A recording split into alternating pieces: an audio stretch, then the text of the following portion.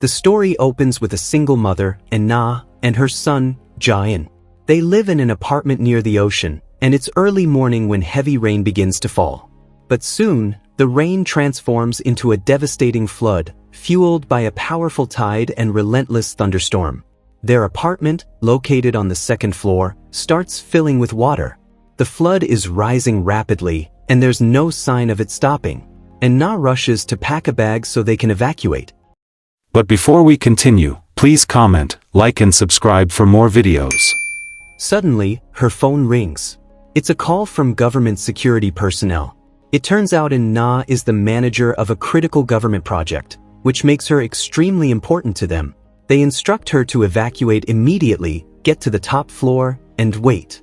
A team is being dispatched to extract her and her son. She grabs Ja-in and rushes out of their apartment. She tries to take the normal route to the upper floors, but the stairwell is completely jammed with panicking residents. With no other choice, she takes an alternate route along the outside of the building. Fighting through the chaos, they manage to climb up to the fourth floor. There, she spots the security officer who's been searching for her. But in that moment, Ja-in slips away and enters an open apartment without her noticing. And Na chases after him. Just then, a massive wave slams into the building, flooding 2 additional floors in seconds. And Na is thrown by the force of the impact but survives. She finds Ja-in lying motionless on the floor. He's not moving, but she can tell it's not too late. Desperate, she tries to reach the door and escape, but she can't get it open. At the last possible second, the security officer bursts in and rescues them both, pulling them up to the floor above. He performs CPR and revives Ja-in. They're both safe now, and Na, breathless and shaken, thanks him for saving their lives. He introduces himself as Sun Hee-jo from Personal Security Team 1. The 3 of them begin making their way toward the rooftop, where a rescue helicopter is inbound to extract them. As they move through the building, Hee-jo explains the unthinkable. An asteroid has struck Antarctica, melting all of its ice in a catastrophic event. The sea level has risen dramatically across the globe. Half of Japan is already underwater, and this 30-story building will soon be submerged as well. He tells her something even more startling. The emotion engine AI she's been developing could be humanity's last hope. The entire human race is now facing extinction. There were only 2 people working on this project, and her senior colleague is missing, presumed dead, swept away by the flood. And Na is the only one left. Once she reaches the shelter, they'll brief her on what needs to be done. Suddenly, Ja-in tugs on Na's arm and tells her he needs to use the bathroom and can't hold it any longer. Since they don't have any spare clothes, they decide to duck into one of the apartments. Inside, Hee-jo suggests Na change into some dry clothes as well. It's going to take time for the helicopter to arrive. He asks her about the emotion engine AI. Does it really have emotions like humans do? And Na confirms that it does. Hee-jo seems puzzled. Why would a robot need emotions? And Na asks if she can borrow his phone to call her mother. When her mom answers, she tells Na that they evacuated to higher ground, but the flooding is still spreading. Then, in the middle of the call, the line goes silent. Her mother has drowned. Just as they're about to leave the apartment, they smell something. Cooking gas is leaking. They rush out immediately, but within seconds, the gas ignites. Flames erupt across multiple apartments on that floor. The fire blocks their path to the stairwell. With no other option, they decide to climb up through the balconies to reach the floor above. As Na is handing Ja-in up to Hee-jo, she loses her grip and falls backward into the floodwater below. She manages to survive by grabbing onto a floating signboard. Using every ounce of strength, she swims back toward the building and pulls herself out of the water. As she makes her way toward the stairs, she hears something. A child is crying, trapped inside the elevator. She rushes over and tries to pry the doors open, but they won't budge. Suddenly, another powerful wave crashes through the hallway and sweeps her away. In that terrifying moment, a memory flashes through her mind. Her husband drowning at the bottom of the ocean after their car plunged off a bridge. That day, she could only save her son. She fights her way back and catches up to Hee-jo and Ja-in on the stairs. Hee-jo tells her something alarming. Ja-in is showing signs of a stroke, but Na lost his medication long ago in the flood, and Na insists she has to save him. Hee-jo responds coldly, telling her she can create him again. From scratch. Starting this morning. She's capable of that, isn't she? And Na snaps back, her voice breaking. He's going to die. She rushes up a few more floors and enters the apartment of an elderly couple. She feeds Ja-in sugar water to stabilize his condition. Then the truth is revealed. Ja-in is not her real child. He's a prototype of the Emotion Engine AI, combined with the cloned body of a child. He's a test model, a living demonstration of the technology.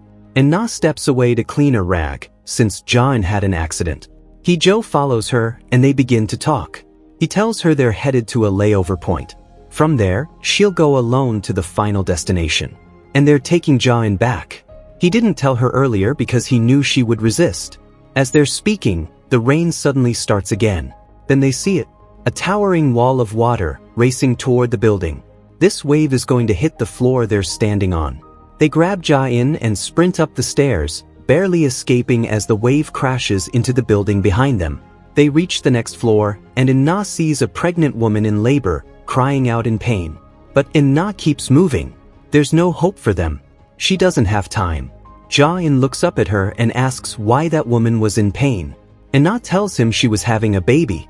Ja-in asks if she also felt pain when he was born. The question hits her like a knife to the chest. On the 29th floor, In-na turns to Hee-jo and asks him why she has to leave Ja-in behind. How can she just abandon him? Hee-jo manages to convince her. He tells her Ja-in is the only remaining prototype now. There must have been an error in the data. They're going to need him to rebuild the system. The helicopter arrives, and officials begin barking orders over the loudspeaker, invoking directives from the United Nations, the organization In-na works for. They take Ja-in from her arms and begin pulling her toward the helicopter.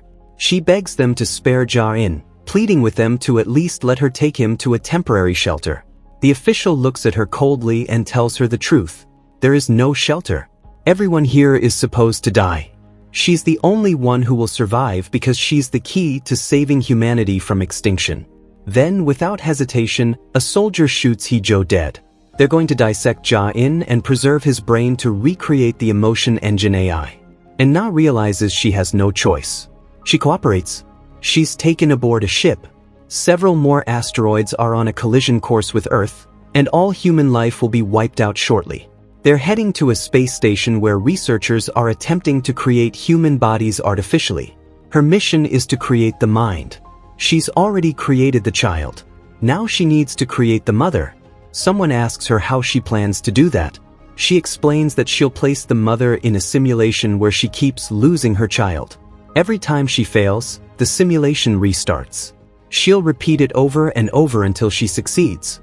The person asks what happens if this fails. She doesn't answer. Just then, an asteroid strikes a spaceship ahead of them. The debris tears through their ship as well, and everything goes black. In-na wakes up in her room. The apartment is flooded. She immediately starts packing. Her phone rings. It's Hee-jo. He tells her to get to the upper floors and bring Ja-in with her. They're taking him away today. She packs everything in a rush and goes to Ja-in's room. She tells him to listen carefully and do exactly as she says. She grabs him and they run. The stairwells on both sides are packed with people. She can't get through. Then the first wave hits while they're still on the 3rd floor. They manage to reach the surface of the water, but Ja-in is swept away from her. She dives down, searching desperately for him in the murky water, but she can't find him. Suddenly, flashes of memory hit her. Glimpses of something that happened before. She checks her pocket and finds a pair of goggles she took last time. The scene shifts. Hee-jo revives her and tells her to come with him. She asks where her son is. He shows her a photo and tells her Ja-in went with someone else. They'll find him later, but first they need to get to the rooftop. She doesn't believe him. She snatches his gun and aims it at him, demanding to know where her son really is. This is the same floor where the gas explosion happened. The apartments around them suddenly erupt in flames. The scene shifts again. Hee-jo saves her from falling, but she jumps into the water to find Ja-in. She swims back to the building and climbs the stairs. She encounters the child trapped in the elevator. She tries to save him but drowns in the attempt. The loop resets. This time, she makes a different choice. She runs upstairs, grabs a tool, and manages to pry open the elevator doors. She saves Jisoo, the child trapped inside. They go to the same apartment to find dry clothes. Na tells Jisoo that out there, she's going to die soon, but she's looking for her son, Ja-in. If Jisoo finds him, tell him his mom is looking for him. Jisoo tells her something important. She overheard some people talking to a child. They were asking him where he lived and if he knew the password to his apartment.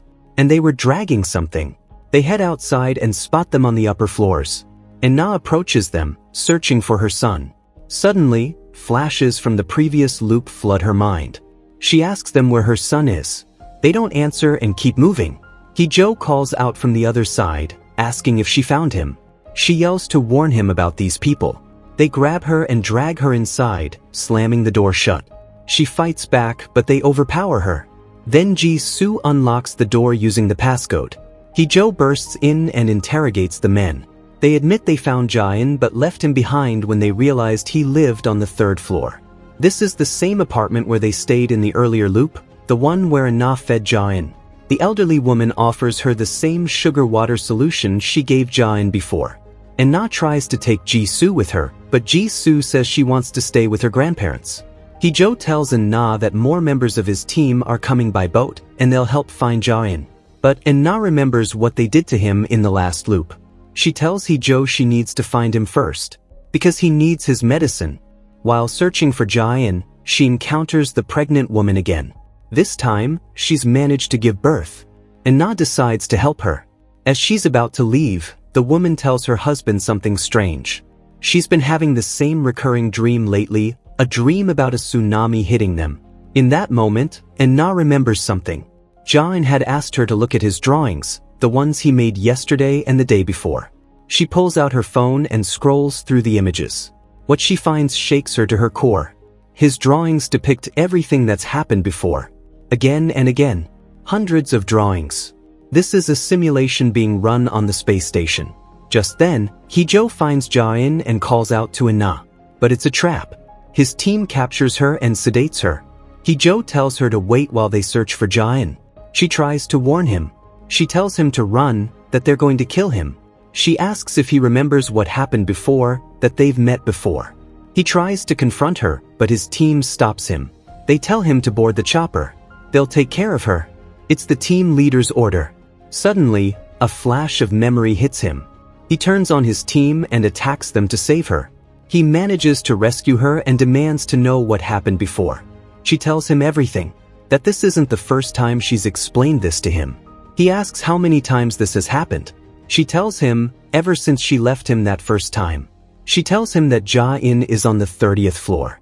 There's only one unit left, but she needs his help because of his SWAT team. They've done this many times before, but they've failed every single time until now. Hee-jo tells her they're going with a different plan this time. They climb up through an apartment window. They manage to subdue some of the men, but after being shot, he tells her to go ahead and find Ja-in. She makes it to the apartment, but they capture her. Right then, a massive wave submerges the entire floor. She searches the apartment frantically, but Ja-in isn't there. She fights off the men and reaches the rooftop. She finds her son hiding in a closet on the terrace. She asks him to forgive her for abandoning him. He tells her she didn't abandon him. She told him to wait in the closet the first time this all happened. The truth unfolds. When the debris struck the spaceship, she was mortally injured. She decided to become the test subject for the Emotion Engine AI. All of this has been a test to recreate the AI. They arrive to capture them, and another wave is approaching fast. She runs with Ja-in and tells him to go ahead. She tries to stop them. The simulation stops right at this moment. 5 years ago, she suggested the idea of creating the baby first and using that as the foundation for the experiment. She reminisces about all the time they spent together. Him growing up, her meeting her husband, his death. Through all of this, she truly loved her son. She manages to break free from the simulation and dives into the water to find him.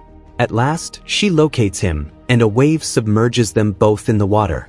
The test was successful. They were able to recreate the AI.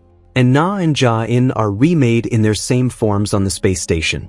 And now they're being sent back to Earth, which has stabilized from the tsunamis, to help rehabilitate it.